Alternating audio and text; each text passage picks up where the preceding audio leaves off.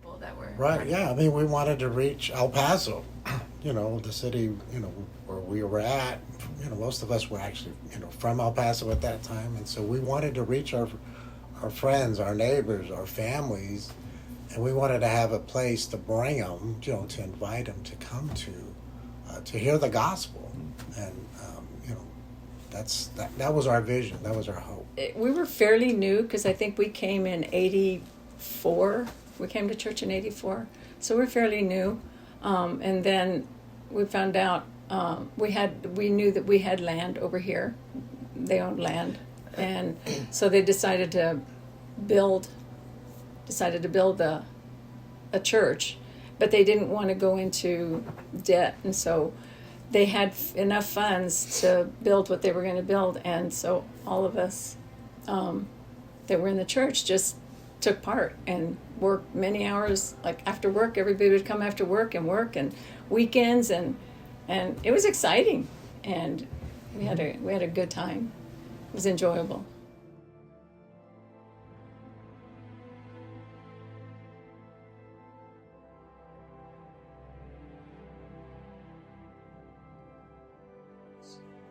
And what we did, none of us were contractors, so what we did is we went around and looked at this type of construction that was going on in the city, and we would talk to the contractors and have them tell us what we explained what we were doing. We're a local church.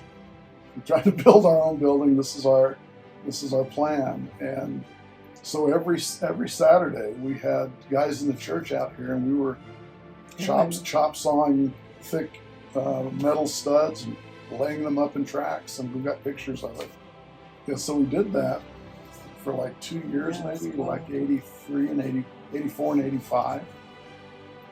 And then once we got inside, we did all the interior sheetrock, all the texturing and painting. The ladies were in staining wood and painting and cleaning. And at that time, the whole church, once we got inside, the whole church was involved.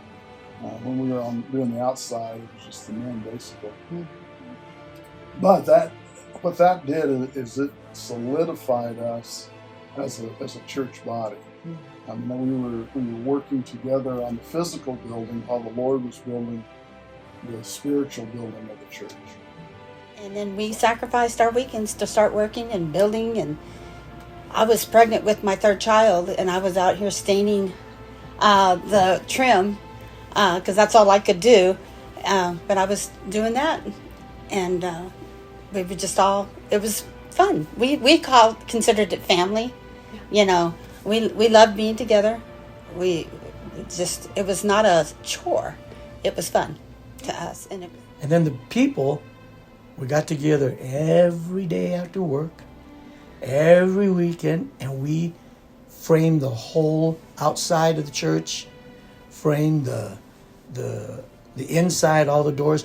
And when we had put, and it was half of what it is kind of now, and when we put all the frames up in the wood for the doors and everything, before we put the sheetrock and everything up, somebody, I don't know if it was one of the pastors, somebody came up and said, we should do like they say in the scriptures, to write it on the doorposts of your house. Mm-hmm. So people just started going, all these doorways underneath the sheetrock, some of the walls, they just started writing scriptures. Most of them from Psalms, some of them from the New Testament, and they were just all written up. It was an exciting time for the church, so that we could look forward to having our own building and be able to have the ministries that God was calling us to do as a growing church. And building the church together, actually, it was hard, but it built a camaraderie. Mm-hmm. And jokes and things to tell about the funny things that happened. And so it kind of brought the church together. I still remember the day we opened the building. I mean, we were celebrating. I mean, we were just going crazy because we were so excited. The building was half the size it is now. And I don't think I'll ever forget that day, or any of us that were part of that day. It was just the excitement that we had. Because what we were doing is we were celebrating what the Lord had done. I'm reminded that it's His work. It's not ours. And even with that, we were fearful. We were fearful, but we all knew that God's hand, whether it did or it didn't, God was going to work in our hearts and put us where He wants us, because we are just vessels in His great plan. Yeah, like when the Bible talks about the perseverance of the saints, we've seen it and we experienced it, because we know many people that have been here for a long time, and we see that they suffered, and we see how faithful God is still to them, and how faithful they've been. People travail and God being faithful over a long stretch. I think and we touched it, but that's part of the story of Cross of Grace at this anniversary, is that God sustains us, God keeps us, and we live it together. I mean, that's part of why we can recall in our story the perseverance of just the people we have walked with for decades. We need to talk about what the Lord has done, so that the next generation and the next generation catch it in their hearts and desire it, because it's not easy. It's not easy to persevere. It's not easy to hang in when things get tough. We all are tempted. Even now at 72, we're tempted to give up at times. Things get hard. Life gets hard. But God is faithful, and He never gives up. So if someone is hesitating to sacrifice, hesitating to pay the price, we would say, don't hesitate. Trust the Lord. Trust the Lord. If the Lord has led you to a certain church, He's led you to this church, then stay here until He leads you away. Don't leave because of conflict, broken relationships, because of disappointments, because of hurt feelings. Stay as long as He leads you to stay. And if He leads you out, or if you're sent out, then willingly do that as well. I mean, We talk about it, and I see our church now. We talk about a young church there. This is a young church. Thank God. It's a young church. Because you guys have energy. You guys have zeal. Don't lose that. And don't think just because I'm so young. All the leaders, when I came to this church, I was 28.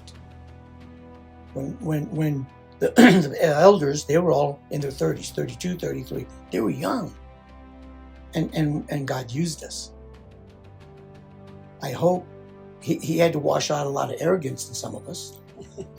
Pride. Mm-hmm. But you're never too young, you're never too old to be used by God.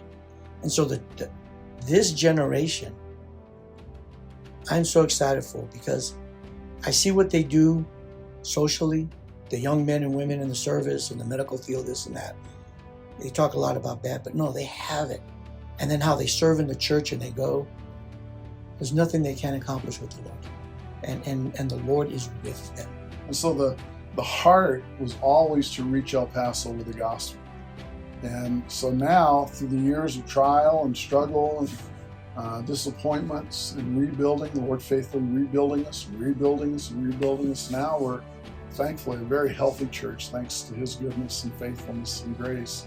And the growth that we see now is just so rewarding, and just fills our hearts with love for the future. I know we're celebrating 45 years looking back, but really we're looking ahead. We're looking ahead that all God's going to do through this body, this church, and family. And it's going to be exciting. And now we're talking about planting a church, or exploring planting a church in the horizon, maybe one on the west side as well. So it's a big city geographically, and it's almost 700,000 people. So there's a lot of people that don't know the Lord. So I think by God's grace, He's positioned us as a church to grow in a good way, in a healthy way, here in El Paso.